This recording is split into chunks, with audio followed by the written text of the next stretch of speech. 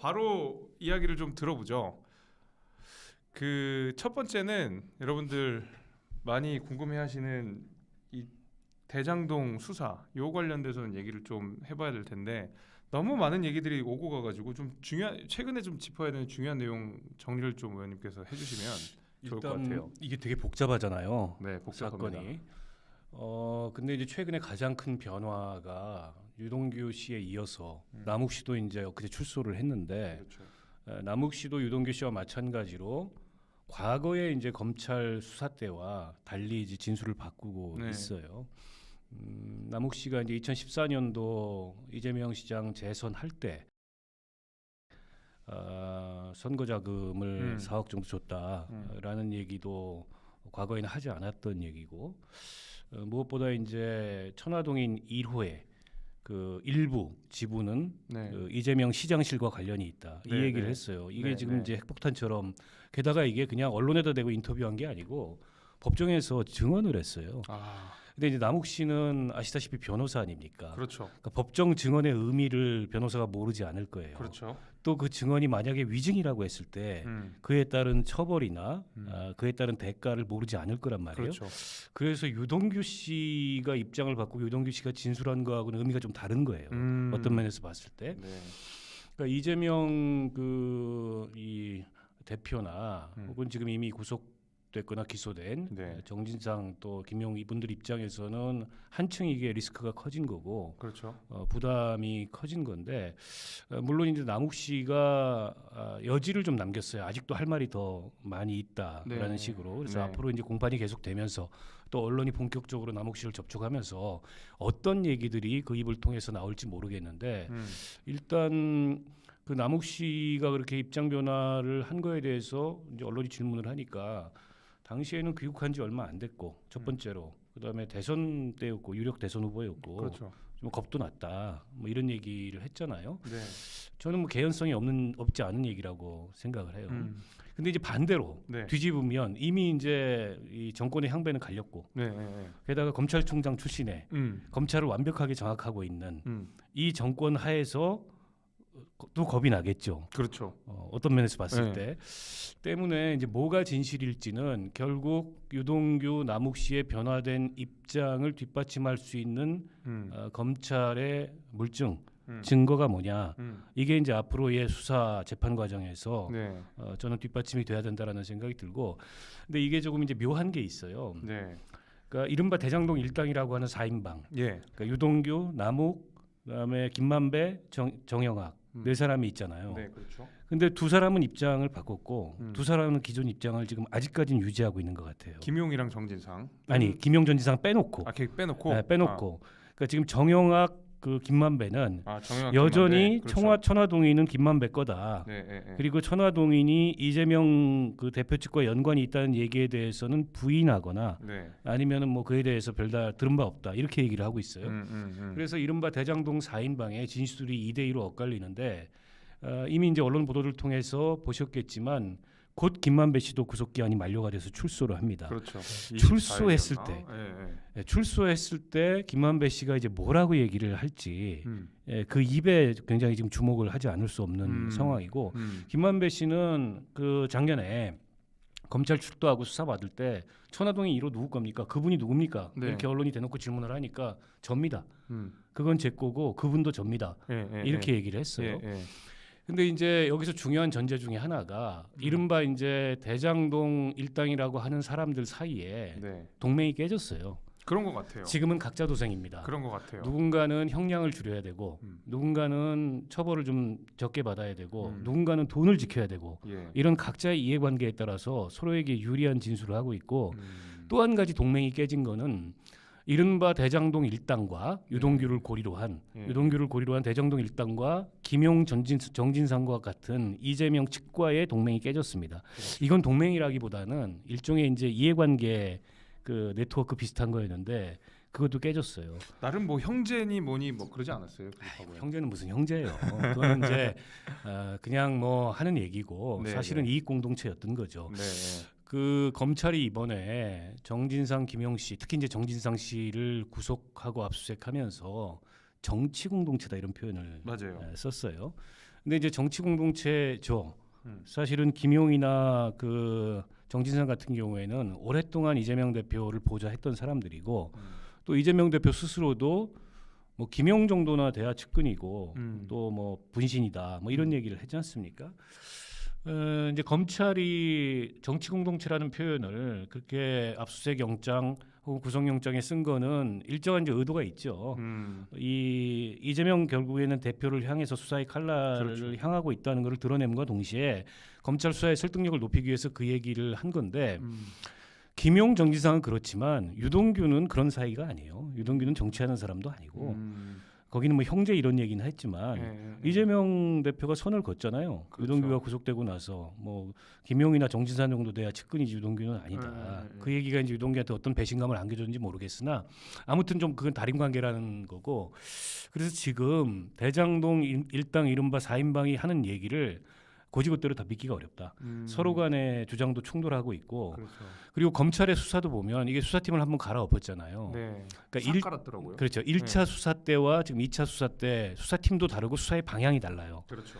1차 수사 때 서울중앙지검장이었던 이종수 검사장이 국회에 나와가지고 천화동인 관련된 정영학 녹취록에 그분이 그 세간에서 떠도는 정치인 그분이 아니다 이렇게 얘기를 했었어요. 근데 지금 검찰은 적어도 이재명 시장이건 이재명 시장 측을 겨냥하고 있는 게 분명해 보이잖아요. 누가 봐도 그렇죠. 그러니까 이게 이제 지금 수사팀을 갈아엎고 나서 보강 수사를 한다지만 논리적으로는 이게 검찰의 현재 수사가 과거의 검찰 수사를 탄핵하는 이런 모양새예요.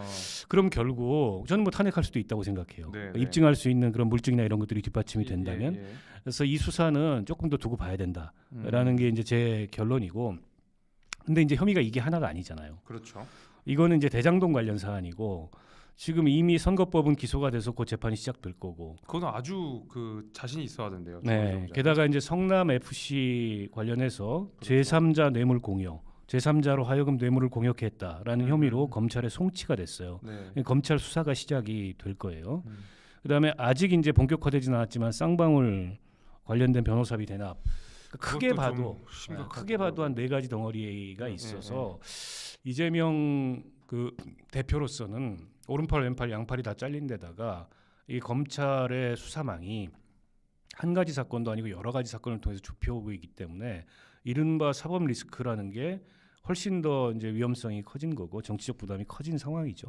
그 이제 말씀해주신 내용이 그러니까 대장동 일당들의 메시지가 아까 미세하게 계속 이제 엇갈리는 말씀들을 이제 해주셨고, 근데 그 너머에 결국 이제 검찰의 수사가 이재명 대표를 향하고 있다 이런 말씀도 해주셨는데 실은 그 대장동만 관련돼서 제가 추가적으로 좀 말씀을 드리면 이제 그 사람들의 진술을 넘어서 이재명 대표를 향한 배임 혐의가 크게 3가지 정도 갈래가 있거든요. 근데 이거는 남욱이든 정영학이든 김만배는 이 사람들의 증언과는 사실 좀 무관한 그냥 객관적인 사실들이 있어가지고 제가 우리 시청자분들께 간단하게 말씀을 해드리면 이게 그 특수목적법인 이제 SPC라고 불리는 걸 만들어서 민간 업체가 참여해서 대장동 개발을 할 수 있게 만들어놨거든요. 그게 이제 성남의 민관 결합 개발 그렇죠.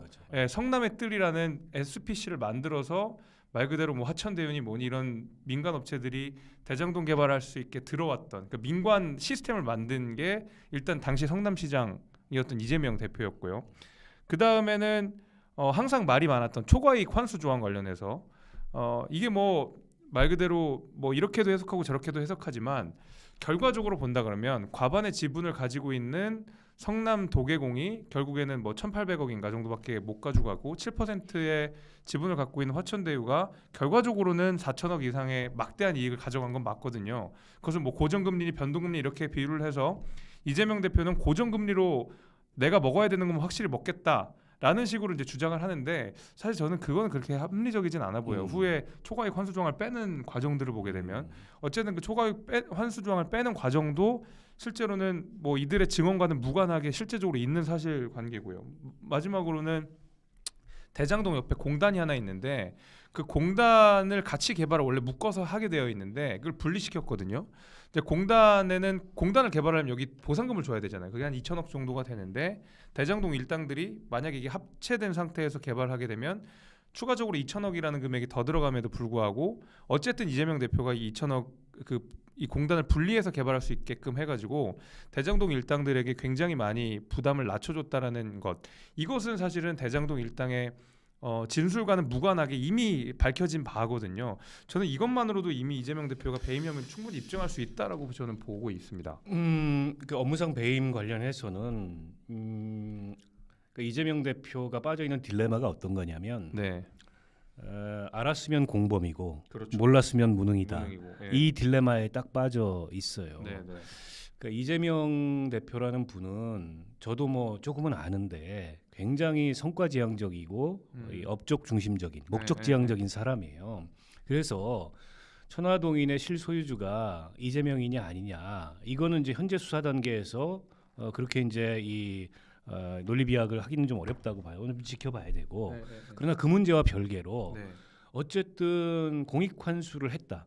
이걸 굉장히 주장하잖아요. 그렇죠, 그렇죠. 이 대장동을 통해서 4,500억 공익 환수를 했다. 이게 뭐 단군 이래 최대의 뭐 공익 환수다. 이걸 계속 강조를 하고 그걸 통해서 자신의 이제 최대 업적으로 어떻게 보면 대장동을 오히려 더 자랑할 기회다. 이렇게 이재명 대표가 얘기해 왔어요.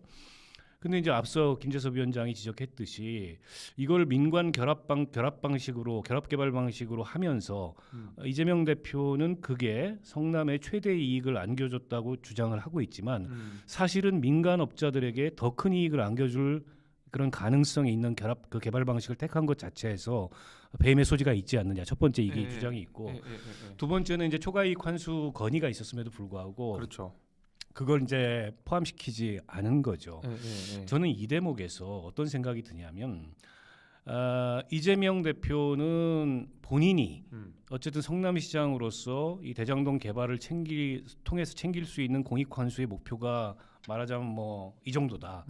라고 하면 그걸 본인이 챙길 수 있다면 남들이 얼마를 가져가건 별로 관심을 갖지 않았던 것 같아요. 근데 이거는 배임이에요. 그렇죠. 왜냐하면 지방자치단체로서는 손해일 수밖에 없고 그 땅을 판 원주민, 그 아파트를 분양받은 그 이 분양 입주자들 네. 같은 경우에는 원주민은 헐값의 땅을 팔게 되는 그렇죠. 거고 입주자들은 비싼 값의 아파트를 사게 되는 거잖아요. 그렇죠. 손실이 발생을 했어요. 성남시도 더 초과이익을 환수할 수 있는데 못한 거 아닙니까? 그럼요.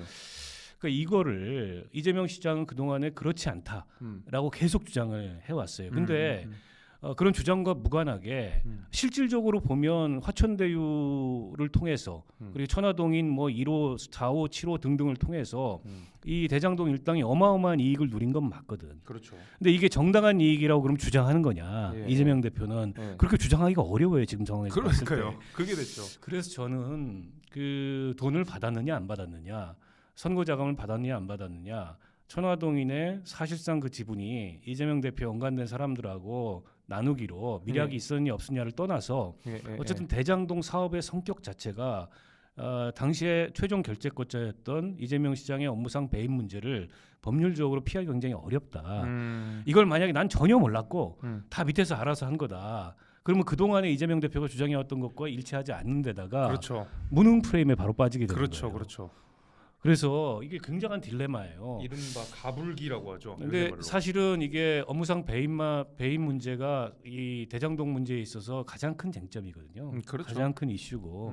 근데 검찰 수사가 아직 이 문제를 본격적으로 따지고 있지는 않은데 어떤 법률 전문가들은 그렇게 보더라고요. 이건 그냥 안전판으로 깔아둔 거다. 언제든지 꺼내들 수 있는. 지금 수사는 오히려 다른 데 집중을 하고 있고 이거는 피할 수 없다. 그 점에 있어서는 저도 그런 어떤 전문가들의 시각에 공감하는 바가 피하기 어려울 거예요. 자, 일단 저희가 그 슈퍼챗을 많이 해주셔가지고 그거 좀 읽어보겠습니다. 저희 슈퍼챗은 기본적으로 욕을 많이 해주시기 때문에 제가 오늘 원석 형님 좌파 아님 의외네. 오늘도 재섭 형 섹시하네요. 파이팅. 형이야? 예. 아무튼 감사합니다. 타구님 어서 오세요. 환영합니다. 오늘 김재섭 위원장 대신해서 진행 잘해주시고요. 제가 진행입니다.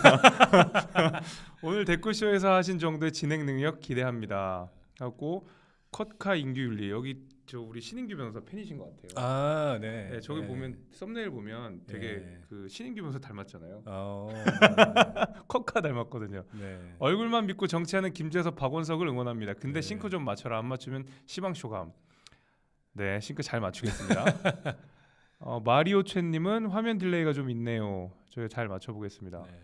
피터림님, 김재섭 위원장님 목요일에 성재준이랑 김영민 씨랑 방송하는 거 봤는데 거기서는 김재섭 위원장님이 김병민 비대위로 당하시던데 역지사지를 경험하셨을 듯. 그래도 전 김영민 씨랑 성재준 씨 의견에 1도 동의하지 못하지만 거기에 경도되어 있는 사람도 정상인으로 만들어야죠. 아, 그리고 정구쇼 잘 듣고 있습니다. 네. 박원석 의원님 정구쇼 듣고 나니 이재명 구속은 어려울 수도. 무슨 말씀하셨어? 아니 앞서 얘기했던 그러니까 그런 결국엔 내용들. 대장동 일당들의 진술이 엇갈리고 있고 검찰의 수사가 엇갈리고 있어서 이 수사는 더 지켜봐야 된다. 이 얘기를 한 거죠. 알겠습니다. 아이디 시벨롬님, 저희 프랑스어로 되게 잘생긴 남자 뭐 이런 뜻일 거예요. 아마 제가 알기로는 그렇습니다. 아침에 이찍남 뭐라 하시던데 그렇다고 천화동 1학년 유령은 찍을 수 없었어요. 좌파 박원석 응원합니다. 네. 동방성룡은 의원님 읽어주시죠. 예, 안경 벗은 미남 박원석 의원님 반갑고 좋은 의견 감사합니다. 네. 안경을 벗어야 미남이다 이런 말씀이신 것 같은데 네. 안경을 벗으면 눈에 뵈는 게 없어서 포악해집니다. 우대댕님, 연동형 비례로 의석수 받아먹으려 민주당 거수기로 실적 이용당하고 버려지고 패미만 대변한 의원들로 인해 망가지기 전인 정의당도 평해주세요. 노동자들의 대변인을 자처하며 거대 양당 틈바구니에서 제3정당의 가능성을 짓밟은 현 정의당부터 까고 양당을 까주세요. 그게 순서입니다. 이따가 정의당 얘기도 좀 하려고 그래요. 조금 기다려주세요. 성문이 형님 오셨네요. 우리 재섭이 잘 부탁드립니다. 네, 성문이 형까지 저를 챙겨야 되는. 그러니까 우리 화요일 방송이 목요일을 이기려면 여러분들께서 많이 도와주셔야 되고 지금 그래도 동접자가 1,000명이 넘었습니다. 네, 화요일날 감사합니다. 예. 화요일날 있기 어려운 일인데 우리 또 박원석 의원님의 맨파워로 하드 캐리를 하고 계십니다.